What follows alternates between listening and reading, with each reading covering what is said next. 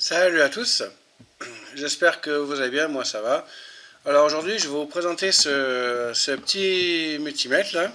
Voilà, c'est un multimètre en fait tactile avec une petite lampe intégrée. Donc je l'ai déjà déballé, hein. Bon, il y a toujours son film de protection là, on le voit ici sur l'écran. Euh, donc je l'ai déjà un peu testé, hein, vous m'excuserez. Donc à l'intérieur de la boîte on y trouve une pochette de protection, la notice. Alors la notice, vraiment, elle me sert strictement à rien parce que elle est tout en chinois, voilà, tout simplement. Mais en même temps, ce multimètre là, il est vraiment pas difficile à manipuler, hein, à s'en servir. Il est vraiment très simple d'utilisation. Je vais vous montrer ça après. Là, on trouve sa petite boîte. Voilà, la boîte, hein. Alors, je l'ai déjà ouvert, j'ai déjà testé. Franchement, c'est le top. Je vais vous montrer tout ça en vidéo. Voilà ce qu'on peut trouver. Donc il était très bien emballé, hein. Il était filmé sous papier à bulles là, avec un autre emballage. C'était très bien protégé. Sur ça, il n'y a rien à dire. Voilà, donc je vais commencer sans tarder. Alors je vais éviter le reflet du néon quand même. Voilà. Alors on va l'allumer, ce multimètre. Donc pour l'allumer, il suffit de rester appuyé là. Hop, voilà. Donc là, il est sur auto, hein. Donc auto, ça lit simplement les résistances. Il fait aussi température. Là, en l'occurrence, il fait 24 degrés. Bon, malheureusement, là, j'ai pas de thermomètre là pour vérifier ça. Mais bon, à l'occasion, je ferai un petit retour là-dessus. Euh, donc, ce petit multimètre, je vais le comparer avec celui-ci. Voilà, que je pense que tout le monde connaît. Alors pour les tests, donc je vais faire des tests simples, hein, je vais pas, voilà. Je vais procéder à cette pile de 9 volts, d'accord. Pourquoi pas cette petite pile aussi, là 1 volt 5, voilà. Je vais procéder à un test de cette LED, de cette diode, hein, donc c'est une diode, voilà. Donc là, on va mesurer cette résistance, hein. Donc voilà, c'est une valeur de 100 ohms, hein, voilà pour vous dire. Là, la diode là, voilà, et aussi avec des capas là, ça, je crois de mémoire, c'est un condensateur de 100 microfarads, je ne sais plus, je verrai. Et ce petit condensateur là, le tout petit, voilà, ça pour le choper, de 27 nanofarads. Voilà. Alors, pour revenir à ce multimètre, donc voici les sondes. Donc c'est pas des sondes voilà, qu'on peut changer ou qu'on peut déplacer, contrairement à celui-là. Je pense que vous l'avez deviné, on ne peut pas mesurer du courant avec. Eh oui, parce que pour mesurer du courant avec un multimètre, il faut qu'il soit comme ça. Donc là on est sur COM, et là on vient brancher la sonde positive sur ampèremètre, et là on peut brancher, on peut mesurer du courant. Voilà. Chose qu'on ne peut pas faire avec ce multimètre, hein. Alors attention, on ne peut pas mesurer du courant avec, c'est uniquement des tensions, résistance, capa, diode, etc. Voilà. Là, pour le premier test, je vais tester ces deux piles là. Donc là, pour ce faire, on va cliquer sur là ici. Voilà, donc là il est sur DC, hein, courant continu. Donc ce que je vais faire, je vais d'abord tester avec ce multimètre là. Hop, voilà, donc là il est sur DC. Au niveau des connecteurs, on est bon. On va pouvoir mesurer. Voilà, là j'ai double cornon. Alors voilà, pour que vous voyez. Ah oui, ouais, bah là j'ai des pinces crocro, ça va pas le faire. Alors voilà, donc excusez-moi, j'ai fait une coupure, j'ai changé le multimètre. Parce que là, en fait, pour vous expliquer, celui-là, je vais m'en servir, mais pas pour tester les tensions, à cause là des cosses à pince, c'est des sondes à griffe, hein, voilà. Donc ça va pas le faire pour la mesure de la tension. Donc j'ai pris ce multimètre avec des sondes normales. Donc là, je l'ai mis sur voilà, courant continu. Hein. Là, on voit bien marqué ici DC. Je vais prendre la tension de cette pile. Voilà, je vais inverser les polarités, ce n'est pas très grave. Voilà qui est mieux. Et donc là, elle a 8 volts 93. Ok, hein, vous retenez. 8 volts 93. Là, je pense que j'ai touché, c'est pas grave. 8 volts 93. Maintenant, alors ce qui est dommage, ce multimètre, il n'y a pas de... Il n'y a pas un petit loquet qu'on puisse le tenir, voilà, comme celui-là, par exemple. Là. Voilà, ça, c'est dommage. Mais bon, c'est pas grave, on va faire avec. Là, je pense comme ça, vous allez voir. Donc, je disais 8 volts 93. Et là, donc, bien sûr, là, je vais enlever les protections. Donc, ils ont mis des... Voilà, ça j'aime bien, ces trucs comme ça. Ça protège bien et ça évite de se faire aussi piquer les doigts. Donc, 8 volts 93.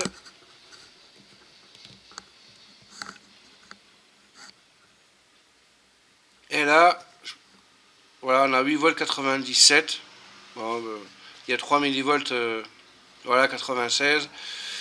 Ouais, bon, on peut dire que c'est bon. Ok pour ça. On va tester maintenant cette petite pile.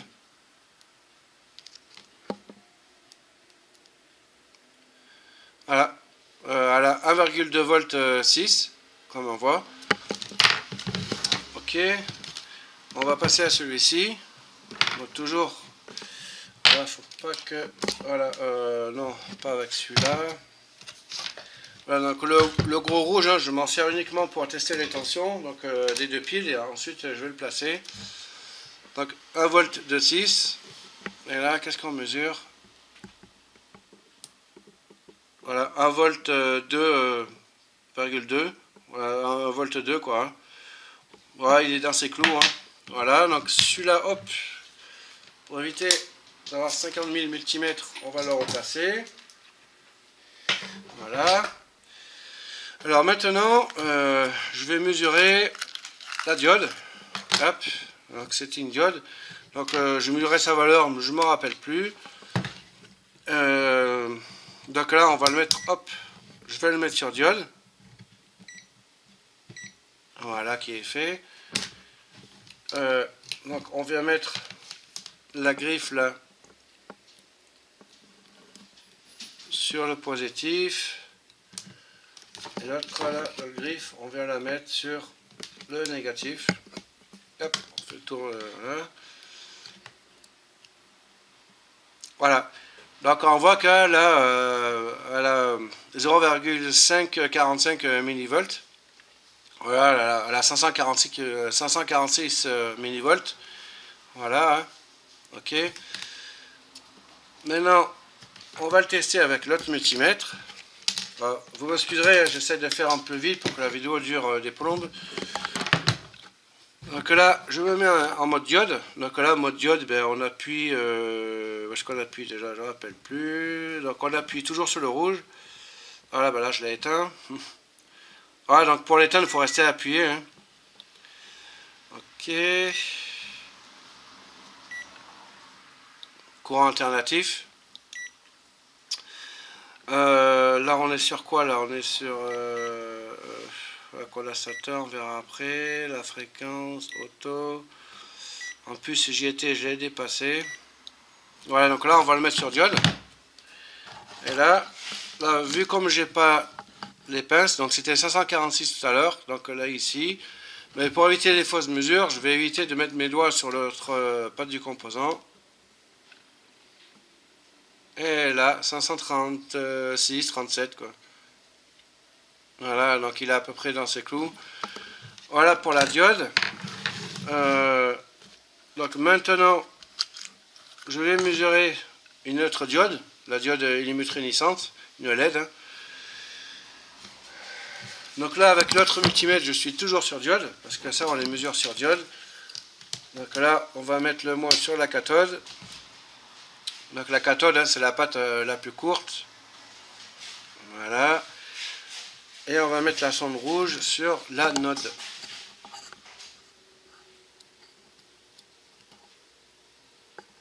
Donc la LED est assez claire, hein, je ne sais pas si vous le voyez là. Voilà, il y a 1 volt, il y a 1 volt 8 et 57. Voilà, il y a 1 volt 8 quoi. 1 volt 8. Maintenant, on va faire l'autre test avec le multimètre sans que je fasse tout tomber. Donc là, pareil, hein, la sonde noire sur la cathode. Voilà. Et la sonde rouge sur l'anode. Donc voilà, donc il me dit à peu près les mêmes valeurs. Hein. 1,851, tout à l'heure j'étais un petit peu moins, il y a quelques millivolts de moins. Voilà, voilà pour la LED. Maintenant il me reste 3 composants, on va tester le condensateur. Donc pour aller plus vite, on va se mettre sur capacimètre, donc on appuie sur ce bouton là, hein, ici, on voit le logo. Voilà, donc là on est bien sur condensateur. Voilà, bah là j'ai touché. Il est très réactif, le Vox tactile. Hein. Voilà, donc là j'ai touché un truc. Hein, voilà. On va le mettre comme ça, on va se servir de la pile comme support. Et donc là, donc ce condensateur là, c'est un. Je sais pas si je vais y voir là. 27 volts, c'est ça, c'est un 25 volts 100 microfarad. Voilà, attendez, je vais faire un petit peu de ménage là. Hop, on va enlever ça. On va mettre ça là. Et je vais préparer la sonde. Je reprends mon capa. Voilà, donc là la sonde noire. Donc là ça va être un petit peu délicat parce qu'il ne faut pas que je touche avec mes doigts l'autre sonde. L'autre patte du composant, pardon. Pour éviter de fausser les fausses mesures. Donc j'ai dit c'est un 100 nano. Donc là il est en train de chercher. Voilà, sur 100 microfarad, il m'a fait 95, voilà, 6,7 microfarad. Voilà. Et si je prends l'autre multimètre, celui-ci, donc là je vais mettre sur capacimètre. Voilà, donc là j'y suis. Donc là, ce sera plus facile vu que là je l'ai croché. Le moins, sur le moins du condensateur, qui est là en gris. Voilà. Et là, la sonde rouge sur le plus. Si j'arrive à l'accrocher. Ah, voilà. Donc là, il est en train de chercher. Alors, tout à l'heure, on avait lu 95 et quelques. Et là, ce multimètre, ben, voilà, il me met à peu près la même valeur. À quelques millivolts près, quoi. Non, quelques millifarad près. Donc voilà. Donc, on est toujours bon. Voilà pour ceci. On va laisser sur capacimètre toujours. Et on va mesurer ce condensateur là. C'est un tout petit. Donc c'est un 27 nanofarad.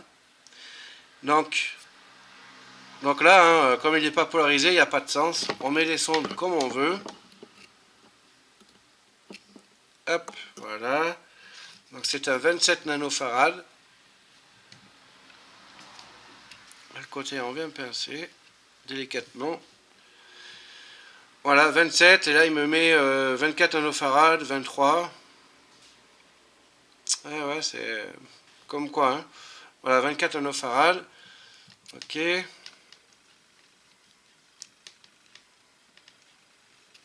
Hop, maintenant on va prendre l'autre multimètre. On va se servir toujours de la pile comme support.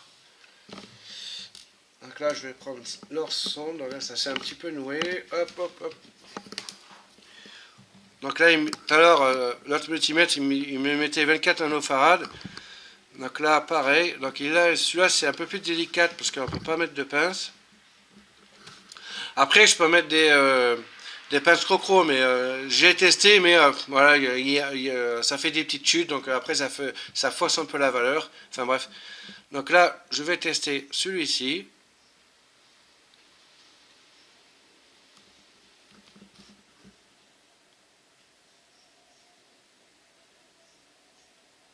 Hein. Tout à l'heure, il m'a pas marqué ça. Est-ce que c'est le fait que je touche qu'un truc? Je sais pas.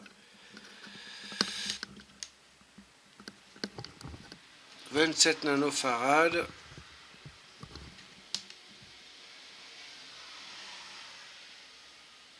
Ouais, il me met 42 nanofarad. Alors, je sais pas si c'est moi qui touche. C'est pas évident. Bon, j'ai fait un test à l'heure, hein, il m'avait marqué, il m'avait aussi retrouvé la même valeur que l'autre multimètre. Hein, ouais, je dois toucher avec mes doigts. Ouais, voilà. Ok pour ça. Et ensuite, donc ça c'est une résistance. Bon, franchement, hein, tout à l'heure, il m'avait trouvé exactement la même valeur que l'autre multimètre. Hein, il m'avait aussi trouvé 24-25 nanofarad. Hein, là, je pense que je dois toucher avec mes doigts. Donc, enfin bref. Donc maintenant. Je vais tester cette résistance. Donc c'est une 100 ohms. Donc pour se mettre sur résistance, donc là on appuie. Hop, là on est sur Hertz. Là je l'ai dépassé. Il fait assez, mais ça je reviendrai tout à l'heure. Voilà, il fait aussi continuité. Hein. Voilà, attendez, je ne vais pas zapper le truc. On va rester sur...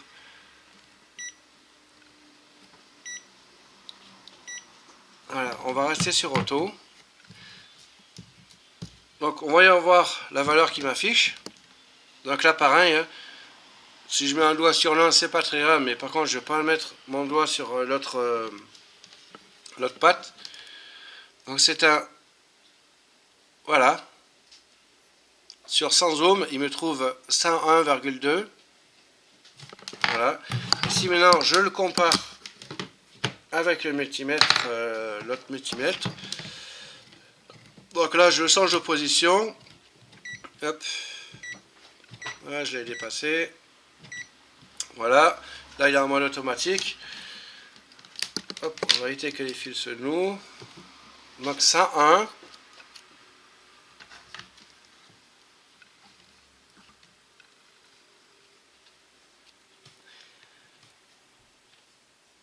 Voilà, donc lui, il me trouve 100,6 ohms.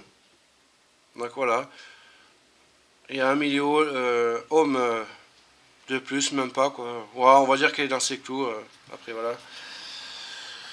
Donc moi, franchement, bon, je suis pas un spécialiste de la mesure, hein, mais voilà, moi je le trouve à peu près précis. Donc attendez, je vais ranger tout ça.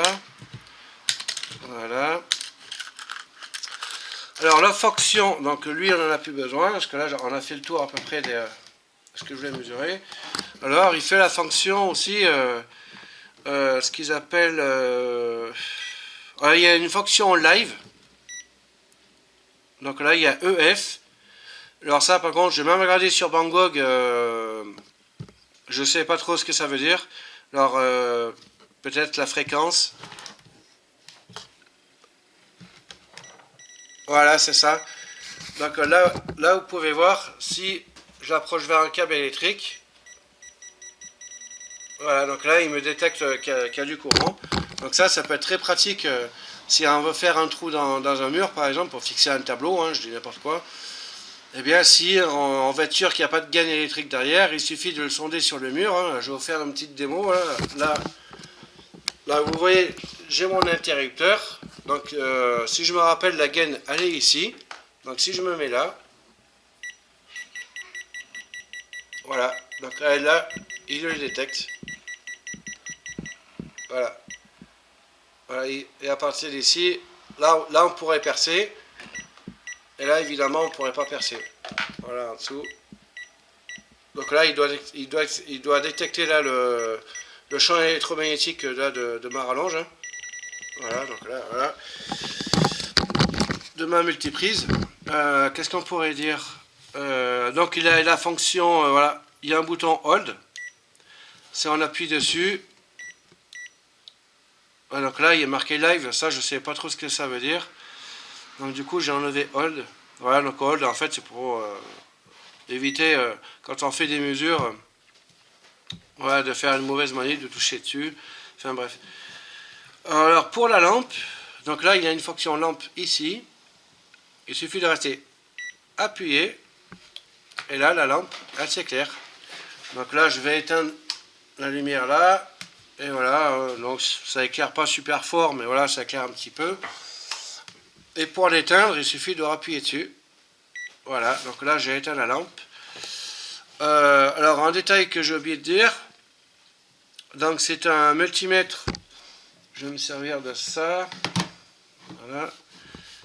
C'est un multimètre qui va de 0 à 1000 volts alternatif. Non, continu, pardon. De 0 volts à 750 volts alternatif. Là, niveau continuité, il fait de 0 à 0,6 volts. Condensateur, il est capable de tester 1 nanofarad jusqu'à, je vois pas trop, mais je crois que c'est 60 millifarads. Les résistances de 0 jusqu'à 80 mégaohms. Et la fonction EF, voilà ce que je viens vous tester à l'instant. Donc voilà. Voilà pour ce petit multimètre. Hein. Donc c'est le MT111. Voilà. Donc j'avais vu ça sur Facebook. Je me suis dit tiens, parce que moi je reçois des pubs là sur Facebook par rapport à Bangkok. Ça a réveillé ma curiosité. Voilà, donc, je l'ai acheté tout simplement. Donc il vaut une vingtaine d'euros. Et puis voilà, donc je vous mettrai un lien hein, pour ce multimètre pour ceux qui sont intéressés. Alors oui, donc il fonctionne avec deux piles AAA. Donc il y a 3 A dessus. Et le comportement en pile, là, il suffit qu'on vienne dévisser ici et d'insérer les piles. Voilà, de remettre le cache, voilà, de le revisser, enfin bref, ça vous savez.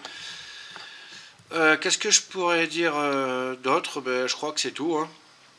Donc ouais, donc le seul petit défaut, en fait je trouve 2 défauts. Là les sondes, là ils auraient pu mettre voilà, des sondes comme ça où qu'on puisse mesurer le courant. Mais bon, franchement ce n'est pas grave parce que moi des multimètres pour mesurer le courant c'est pas ça qui manque. Et surtout, donc ça je vais pas trop dire que c'est un défaut, mais là surtout ils auraient pu mettre un petit truc là de façon qu'on puisse voilà, le maintenir comme ça. Voilà. C'est le seul truc que je trouve un peu dommage. Hein. Vous voyez, comme celui-là, par exemple, un petit loquet là. Voilà. Ben voilà, cette vidéo est terminée. Donc, laissez-moi en commentaire ce que vous en pensez. Je vous mettrai le lien de Bangkok, là où je l'ai acheté. Et puis voilà. Donc là, moi, ce multimètre, je vais remettre. Hop. Donc voilà, par contre, il peut être très pratique pour un petit dépannage chez un particulier. Moi je pense que si je devrais faire un petit dépannage chez quelqu'un, ouais, j'emmènerais celui-là quoi. Voilà pour le fun. Bien que j'en ai plein d'autres. Hein. Voilà, comme celui-ci là qui est vraiment génial. Mais bon, ça c'est pas le but de la vidéo. Ben, merci d'avoir regardé cette vidéo et je vous dis à bientôt. Ciao ciao.